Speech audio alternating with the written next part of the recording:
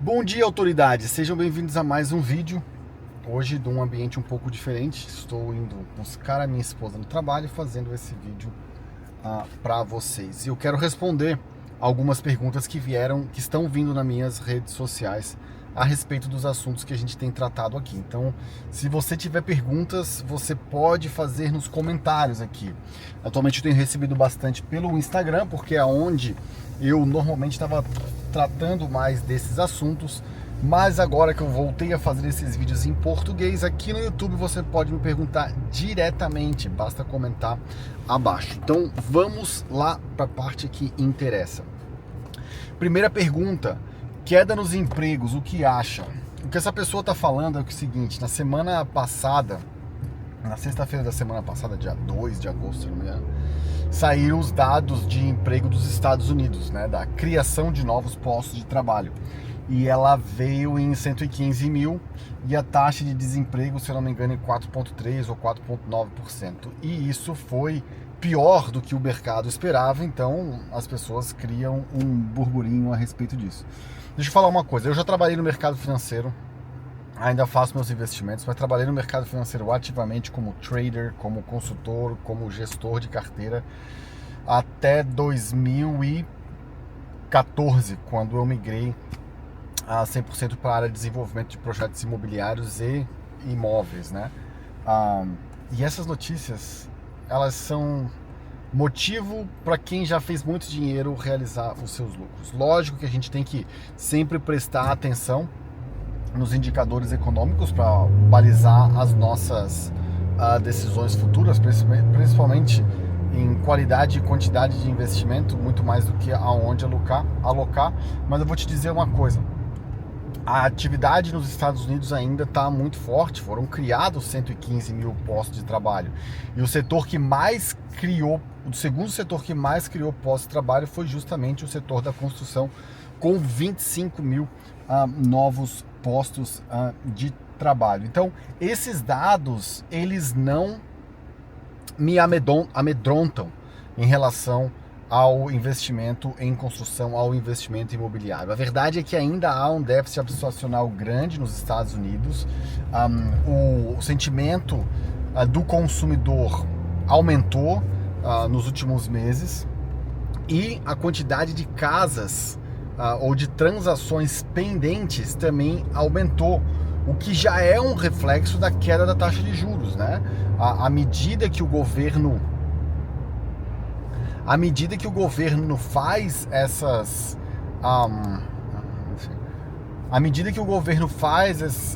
modificações nas taxas de juros, de corte, ou das expectativas do mercado em relação ao que vai acontecer dentro do sistema financeiro, as taxas de juros também caem. Então, conforme elas têm caído, mais pessoas têm entrado no mercado imobiliário, né? Todas aquelas pessoas que ficaram para trás, que não conseguiam pegar financiamento, ou que quiseram esperar para pegar o financiamento com a queda na taxa de juros, agora o estão fazendo. Então a expectativa é que para esse ano, ou para o futuro próximo, tenham 3 cortes na taxa de juros básica dos Estados Unidos, o que vai refletir diretamente no crédito imobiliário. E esse movimento, pessoal, dentro da economia é normal. A economia dos Estados Unidos cresceu demais quando as taxas de juros estavam 2%, 1%, 0,5%. E isso gerou, logicamente, uma pressão econômica, gerando inflação. E é função do Banco Central de um país controlar a inflação desse país. Então, para controlar a inflação, o que eles fazem? Aumentam a taxa de juros, deixam mais caro o crédito, aumentam o custo de oportunidade. Ao invés agora de investir na economia real, eu vou comprar títulos do governo, porque no final das contas eu estou ganhando 5%, estou ganhando 6%, estou ganhando 7%, sem fazer nenhum tipo de esforço e correndo um baixo risco. Para que eu vou me arriscar na economia real? Então isso, querendo ou não, quando as empresas param de investir, diminui a capacidade de contratação dessas empresas, porque elas não estão mais colocando dinheiro na economia real, elas estão salvando dinheiro, botando dinheiro em outro lugar. Investidores estão fazendo a mesma coisa. Então diminui a atividade econômica, diminui o nível de emprego, né? Aumenta a taxa de desemprego e, logicamente, abaixa a inflação. Então, nessa medida que o governo dos Estados Unidos fez esses ajustes fiscais para poder diminuir a inflação tem baixado bastante, que é a meta do governo, e na medida que ela baixa, eles reduzem a taxa de juros para a economia voltar. Vai entrar numa recessão. Recessão é normal. Recessão é normal numa economia. O que não pode ter é uma depressão, no sentido do PIB começar a cair, de existir aquele negócio que foi 2008. Aquilo é um problema. Recessão é só um ajuste de mercado. Acontece. Não tem nada demais numa recessão, numa economia. Ela é um ajuste de mercado. E o governo dos Estados Unidos tem mostrado historicamente que ele é muito diligente em relação a isso. É por isso que os Estados Unidos, quando entra em recessão, o período é muito pequeno e eles se recuperam e voltam cada vez mais forte. Pergunta número 2. Como são construídas as casas nos Estados Unidos? Ou melhor, como são construídas as casas na Flórida? A Flórida tem o código de construção mais restrito e mais difícil dos Estados Unidos, justamente por causa da incidência dos furacões. Em 1992, houve o furacão Andrew, que foi o mais devastador da história recente na Flórida até o momento. Inclusive, se eu não me engano, o Pelé estava lá. E isso fez com que as autoridades deixassem o código de construção bem mais rígido. Então, as casas na Flórida, elas são sólidas, tá? Em termos de código de construção. Cada cidade tem as suas variantes, tá? Mas de uma forma geral, quando você está na costa, no litoral, as casas são feitas todas de bloco de concreto na parte exterior, né? Na estrutura, na infraestrutura, a superestrutura, ela é toda feita de bloco de concreto. Dentro das casas, às vezes é steel frame, às vezes as partições de aço. Às vezes essas partições são de madeiras, como a gente vê nos filmes, né? Mas de uma forma geral é assim. Quando você vai para a parte central da Flórida, Ocala, Orlando, Jacksonville é quase na praia ali, né?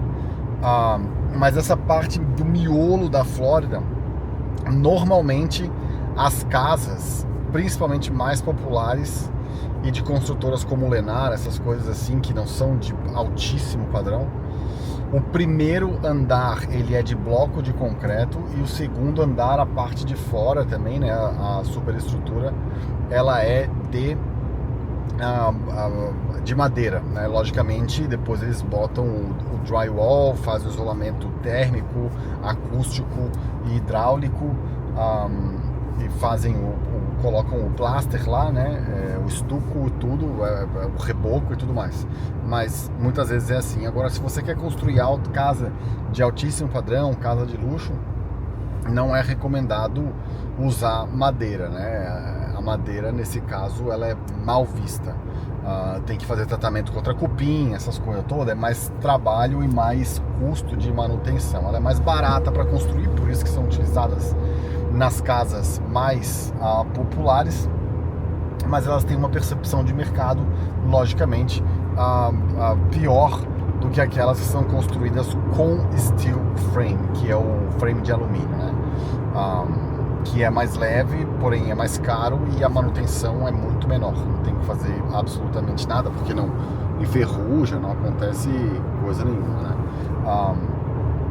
Então é assim que são feitas as casas nos Estados Unidos, tá? Como você conseguiu ir legalmente para os Estados Unidos? Essa é uma excelente pergunta, tá? Porque eu conto essa história, já contei essa história várias vezes e eu vou repetir. Antes de você pensar em ir para os Estados Unidos, qual é o visto que você vai ter, você tem que pensar como que você vai ganhar dinheiro. Foi isso que eu fiz e isso depois me ajudou a ter o meu green card. A minha ida para os Estados Unidos foi desenvolvendo um grupo de investidores, desenvolvendo um projeto imobiliário e trazendo um grupo de investidores, né? Na época eu trabalhava num fundo de investimento e uma construtora local lá de Florianópolis me chamou para trabalhar com eles porque eles queriam desenvolver um projeto grande lá de 60 milhões e eu fiz toda a parte de estruturação financeira e captação de recursos para essa empresa, mas o foco principal era ir para os Estados Unidos e construir nos Estados Unidos, né? Então, em 2014 eu fui para os Estados Unidos por 10 dias, onde a gente estudou o mercado e entre outubro e dezembro eu modelei também um investimento lá para a construção de 2 prédios, montei o grupo de investidor, captei os recursos e eu ainda estava com meu visto de turista e visto de negócios, porque afinal o B1, B2 é visto de negócios. Então essa foi a primeira etapa. A segunda etapa foi, beleza, agora eu já estou com isso pronto, eu preciso saber como é que eu venho para cá. Em conversa com vários advogados de imigração, escolhi e ele me orientou a fazer o H1B, que é um visto onde uma empresa americana contrata uma pessoa. Na época, essa era a melhor estratégia. Não tinha ainda tanta ênfase no Green Card EB2NW e o H1B era uma opção mais válida. Então, o que a gente fez? O meu sócio abriu a empresa, uma startup, uma empresa nova, e essa empresa me contratou. Então eu fui para lá por questão de visto, fui lá como contratado e a empresa me contratou e eu fiquei com esse visto H1B por 3 anos, que é a validade dele. Quando o visto H1B estava para vencer, eu comecei a ver as minhas possibilidades de ter o Green Card, de aplicar para o Green Card. Foi aí então que eu fui até a Heyman Woodward por indicação de uma pessoa, conversei com eles. Eles viram o meu caso e falaram: Daniel, tudo que tu fez aqui, o teu histórico no Brasil, a tua formação, elas dão total condições para te fazer a aplicação para o Green Card. Então eu fiz a aplicação para o Green Card, isso já foi 2018. Fiz a aplicação para o Green Card em maio de 2018, em dezembro de 2018 meu Green Card foi aprovado. E aí o restante é história. Então foi isso que eu fiz. Minha recomendação é ninguém ir para lá para fazer coisa ilegal, porque isso só dificulta o teu processo. E tem tantas formas hoje de você conseguir o Green Card que não vale a pena correr esse risco. Próxima pergunta: qual é o tempo de construção de uma casa? Isso vai depender bastante, principalmente de 3 coisas: do lugar que você está, do tamanho da casa e do nível de acabamento que você vai ter nessa casa. Dependendo da localização, você vai ser mais rápido ou mais devagar, porque em cada etapa da obra existe uma inspeção da prefeitura. E quanto mais ocupada é essa prefeitura, mais demora para eles fazerem essa inspeção. Então você tem que se programar com bastante antecedência. E se der alguma coisa errada, você tem que refazer de novo. Então esse vai e vem com a prefeitura influencia bastante. Mas o tamanho da casa influencia muito e o nível de acabamento, né? Quanto mais alto padrão for a casa, mais tempo você vai gastar com os acabamentos, porque eles têm que ser muito bem feitos para que você tenha um bom preço de venda. Então, como uma regra geral, eu posso dizer o seguinte: para casas térreas de até 1.800 pés quadrados, você vai levar, ou até 2.500 pés quadrados, você vai levar entre 6 meses e 8 meses para fazer a construção, tá? Isso só tempo de obra, e eu já vou explicar uma outra coisa.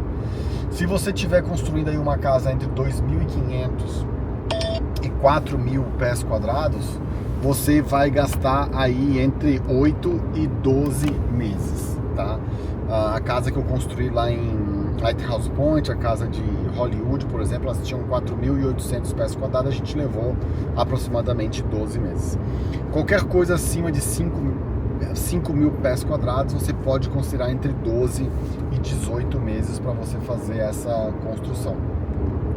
Agora, além do tempo de construção, você tem o tempo de aprovação de projeto, que em cada região ela vai ser diferente, em cada cidade ela vai ser muito diferente. Na cidade, por exemplo, de Miami Beach, para construir qualquer coisa, você não vai aprovar em menos de 18 a 24 meses. Não importa o tamanho.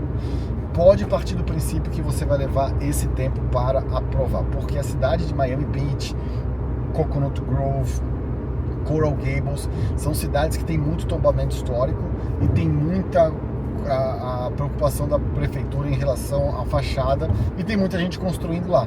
Então isso gera uma demanda muito alta e tem muito tempo de revisão de projeto. Então vai demorar bastante. Outras áreas, Bay Harbor, vai levar aí de 12 meses, 6 a 12 meses, dependendo do tamanho do projeto. Hollywood é rápido também. Lá em La Belle, onde a gente constrói, leva 5 meses para aprovar o projeto aproximadamente. A gente começou em maio. Em março a gente começou abril, maio, junho, julho, agosto, setembro, 6 meses quase, para a gente ficar com a primeira fase toda pronta para começar a obra. Agora, já lá em Ocala, a gente está falando de 4 a 6 semanas, 8 semanas.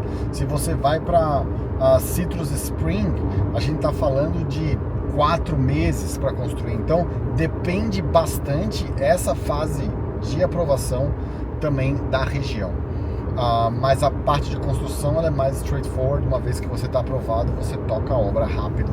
E a gente sabe, né? Obra precisa de duas coisas: tempo e dinheiro. Se você atrasar, você vai ter prejuízo, e se faltar caixa também. Preciso abrir uma empresa para financiar a construção?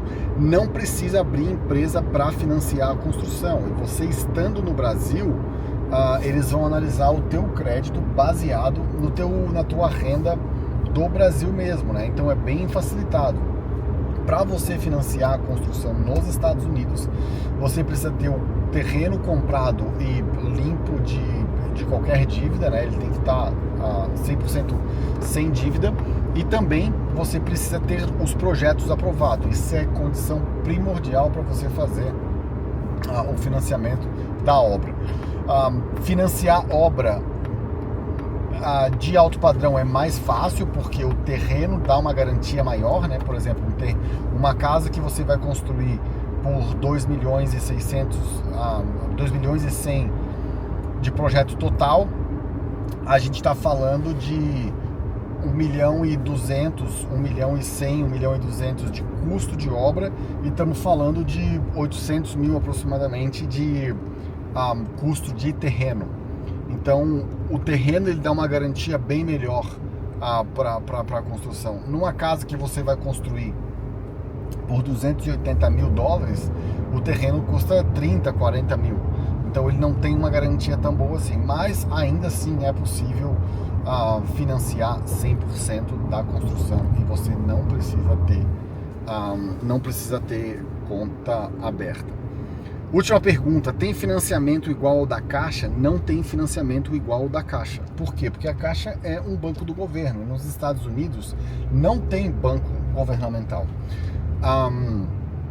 Entretanto, existem muitos financiadores privados, private lenders, que vão financiar a construção. Eu sempre trabalho com mortgage broker, que é o cara que conhece todo mundo que financia, porque nos Estados Unidos a estrutura é bem diferente do Brasil. No Brasil você tem poucas opções, tem Caixa, Banco do Brasil, Bradesco, Santander, e é isso. Tem 4 bancos que você pode atuar. Nos Estados Unidos tem uma infinidade, e ainda tem os investidores privados que podem te financiar também. Então é sempre bom trabalhar com mortgage broker para a gente fazer isso. Eu vou fazer um bate-papo com um mortgage broker sobre isso num vídeo futuro, porque eu acho que vale bastante a pena a gente tocar nesse assunto. Beleza, pessoal? Esses foram as perguntas. Quem tem pergunta pode fazer nas minhas redes sociais, tanto no Instagram quanto aqui no YouTube. São as redes que eu tenho mais atuação sobre construção, sobre compra de imóvel, né? Eu tenho falado bastante sobre construção, porque nessa semana, agora de 5 a 9 de agosto, eu estou fazendo aulas específicas sobre isso. Eu tenho o meu evento, mas a gente trabalha também com investidores que querem, pessoas que querem simplesmente comprar um imóvel, né? Pode ser imóvel na planta, pode ser imóvel pronto, enfim. Então, se tiverem perguntas sobre isso, fiquem à vontade também. Mas por hoje é isso. Espero que vocês tenham gostado desse vídeo também. Dá o like, se inscreve, envia para os amigos. E se vocês quiserem investir nos Estados Unidos, podem entrar em contato comigo através dos links abaixo, ok? Valeu, até mais.